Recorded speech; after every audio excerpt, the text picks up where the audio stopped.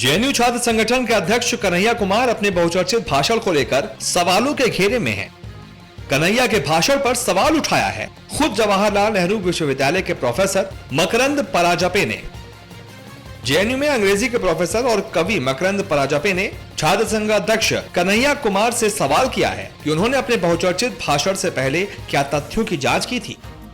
छात्रों को संबोधित करते हुए पराजपे ने कहा कि कन्हैया ने अपने मशहूर भाषण में गोलवलकर के मुसोलिनी के मुलाकात करने की बात कही थी। उन्होंने सवाल किया कि क्या उन्होंने अपने तथ्यों की जांच की थी और मुसोलिनी से मुंजे ने मुलाकात की थी। Now let's come to our present situation for a bit. Though so much has been said, so much ink has been spilled, thankfully not so much blood, but so much ink has been spilled. And to me, when I heard the title of this series, what the nation really needs to know, you know, if I also asked, does that mean that we in JNU, as my friend Kanhaiya also said, हम उनको बताएंगे क्या है? क्या हमको सुनना भी नहीं है? हमको सिर्फ सबको बताना है? हमने सब कुछ समझ लिया है? हमको सुनना भी तो चाहिए वो लोग क्या कहते हैं, है ना? ये मुझे लगता है. So this is the diatopical intermediality I was telling you about. हम कुछ कहेंगे और कुछ सुनेंगे भी, है ना? और जब हम उनकी बातें सुनते हैं तो गलत फहमियां तो है, लेकिन ऐसे लगता है कि यहाँ से जो डिस्कोर्स निकलता है, जो चर्चा निकलती है, बातें, इट्स वेरी एंटी, सकारात्मक नहीं लगता. ऐसे मुझे लोगों ने कहा है, सोचने वाले भी, सब नकारात्मक ही है. And then the question arises, there are very important questions here that we should really consider, which is that somebody said here, I mean, लड़ेंगे, झगड़ेंगे, ये करेंगे, fellowship भी बढ़ाएंगे. Wonderful if you can accomplish it. I mean, but this is our own state. We have elected these people. Unless you say this bourgeois democracy we don't believe in. And this is the rub. This is when I come to the last part of my talk. What is left? Left here has a double meaning, obviously. That is, what is left of the nation, मतलब क्या बचा है? जब हमने जो middle ground था उसको ही destroy कर दिया है, सिर्फ एक्सट्रीम्स बचे हैं. क्या बचा है देश का? But left of the nation means also what the leftists have been saying. My friend Kanhaiya said yesterday that हमारा सबसे पुराना संगठन है और हमने आजादी की बहुत लड़ाई करी है. But I want to ask him, what about the flip-flop that happened by the Communist Party of India when they suddenly declared that the imperialist war was a people's war? What happened to that? And I can quote, I have the text here. They said to the British, the Communist Party wrote a secret letter. They said, we will not agitate when you're fighting. We will cooperate with you. So when he said that we fought for India's independence, I mean that is the left student associations, I want to know what the evidence is. It's very important to ask these questions. Similarly, if you allow me to speak, and I might ask my friend, Kanhaiya is right here. He said Golwalkar met Mussolini. Didn't you say that? Did you not say that? In your speech. But did you check your facts? It's Munje who met Mussolini, not even Hedgewar. I mean, I'm not saying that they were not impressed by the fascists. They were. They thought it's a very good idea to have an authoritarian system. So please, let's agree on what is factual and what's not factual. But we have to check our facts. That's my point. So fascism stands for a certain kind of anti-democratic position. But so does Stalinism. I'm proud to belong to a country where one so-called judicial murder created such a huge ruckus. Do you know how many judicial murders were committed from 1920 to 1950 in Stalinist USSR? Do you have any idea? 99,553. Almost 1 million. And how many people were executed for criminal and civil charges? Only 34,000. How many people went to the Gulag? 14 million. How many perished there? 1.4 million. Now, my submission is, and where am I getting these facts? From Soviet records. Please look, please. Iski bhi charcha honi chahiye. What I'm trying to say is fascists are anti-democratic, but we have to also look at the record of some of our friends from the left. They were very anti-democratic. Stalin certainly was. He killed everybody who disagreed with him. And he killed Trotsky as well. And this is not new in JNU. 1970s, you read the history of JNU. I think the author is somewhere here. I saw him earlier. There he is. There was a very interesting Trotskyite called Jairas Banaji. And he challenged, the most charismatic established left leader, who was none other than Comrade Prakash Karat. And in the following year, Anand Kumar defeated Karat in the JNU poll as a free thinker. So we have to look at our own history and see what has happened. So please let's examine these details and see who tolerates democracy, who tolerates dissent, who doesn't. Now, we've had so many statements from everywhere. Can you show me a statement from North Korea over there? Or even from China? Because in China, even today, I've been to China 5 times, and it's ruled by the Communist Party of India, but it's a capitalist state, as you know. But I've met many Chinese intellectuals in a cafe over a drink.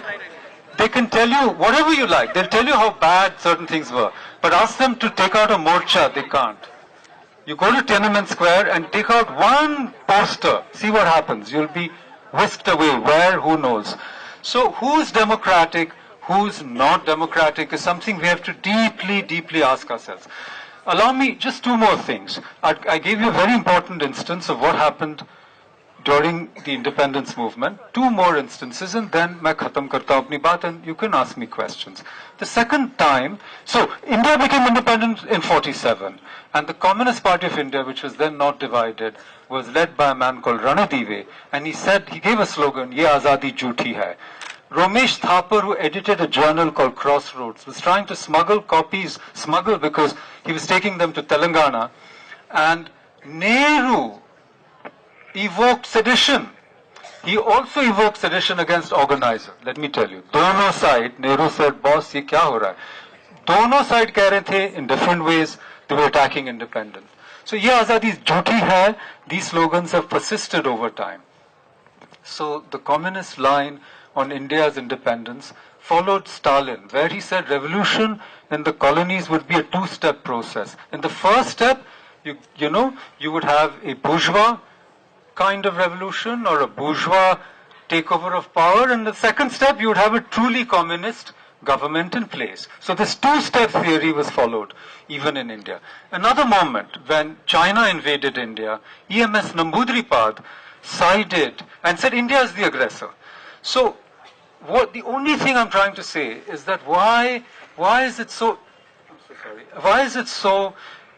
difficult to accept the legitimacy of the Indian state for many people in both the established left? Forget about the Maoists.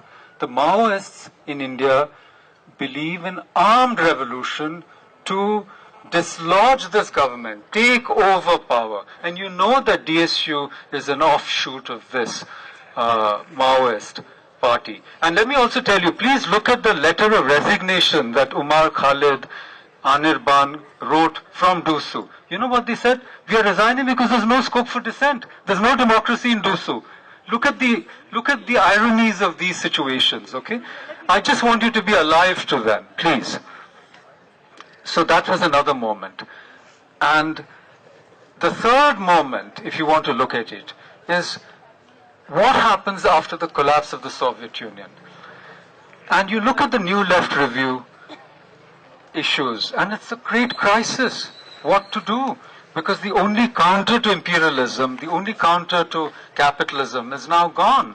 And they said, well, within the state, within the bourgeois state, be a critic, which I accept.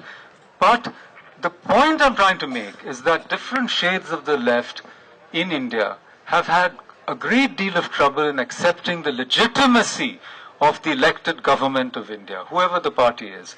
Now, the real question is this: from where does the left, let's say, forget the left, but certain kinds of left, because there are all kinds of left. There was a Congress left called the Socialists, Aruna Asaf Ali, Achyut Patwardhan, JP. These were branded by the Communist Party of India. Look at the dialogue. There's a progressive left. There were writers like Mulk Raj Anand, they were thrown out. Manto was thrown out for indecency. So it's a complicated story. I don't want to simplify it. But the one thing I want to ask you is this. When you say that we will overthrow the elected government, where do you derive your legitimacy from? Is it that all the peasants have been polled to give you the legitimacy? I submit for your consideration that the legitimacy, what authorizes violence in this case, and you know the summary execution of informants, please read what happens.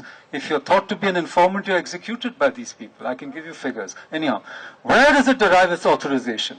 Where does it derive its legitimacy? I submit to you, it derives its legitimacy and authorization from ideology. So it's like a theological authorization. It's not through any plebiscite or vote which says, yeah. So if people in JNU had voted, let's say the student union had organized an actual debate like was done in Oxford Union on the eve of the war, World War II, when they said this house believes that England, Britain should not join the war or something, and they voted and they won. That was not sedition. The point being that let's have a debate, let's see how many people on this campus support separatism in Kashmir. We could have a debate. Let's see how many, the 8,000 students in JNU, apparently, according to Professor Shupori's statement. If you go to the website, the latest, I'm so sorry. I apologize. Yeah. I'm getting carried away. I'm wandering about here and there. But the JNU website's figures are not updated. It's 2009 are the figures, and they sit at around 7,000 students. And you know that my friend here, whom I deeply respect, Kanhaiya Kumar, was elected by a little over 1,000 votes, right? And the second person got 600 and some odd votes. You can correct me as to the actual figures, but shouldn't we have a real debate? And you'll find, my suspicion is I live on this campus. I've been here for 16 years. Exactly, that's right. But let's poll. I agree, but let's poll. Let's poll how many students support Kashmiri separatism, and then, no, not now. Let's have a proper, thank you.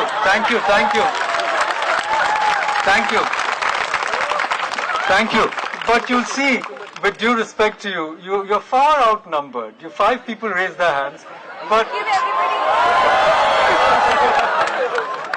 even so. Anyhow, please. Let's get back to the point. Even so, I'm saying that that's another way to do it. That's my point. And then there would be a legitimacy to this kind of movement. And why not? I mean, every form of opinion should be respected. I don't think that is the issue. My question was that when something is authorized, what is it that authorizes it? And to me, social contract, call it Locke, call it Rousseau, is the basis of modern democracy, where people and their rulers have a contract. That we vote you and you represent our will. Okay, anyhow. Now, I'll just come to the end of my talk, which was simply that when we consider ourselves to be a democratic space, we should also ask ourselves if this is entirely true. Isn't it possible that this is a left hegemonic space where if you disagree, you're silenced, you're boycotted, you're browbeaten, right? Or sometimes you're brainwashed. I can give you so many examples, but let me just say one thing. I love JNU too. I love JNU as much as anybody else. Love is very important. 2 minutes, finish. 2 minutes. I agree. He's told me the right thing. He says, you're a speaker, don't go into one-to-one. I absolutely respect. I'll finish in 2 minutes. But what makes us special, I think, is we don't beat the people we disagree with. We can bully them, but we don't beat them. I haven't been beaten here as yet. But exactly, where the other people said there is a reward and all. But I stand in solidarity of all those who want to protect the autonomy, not only of JNU, but of all educational institutions. I stand in solidarity of those who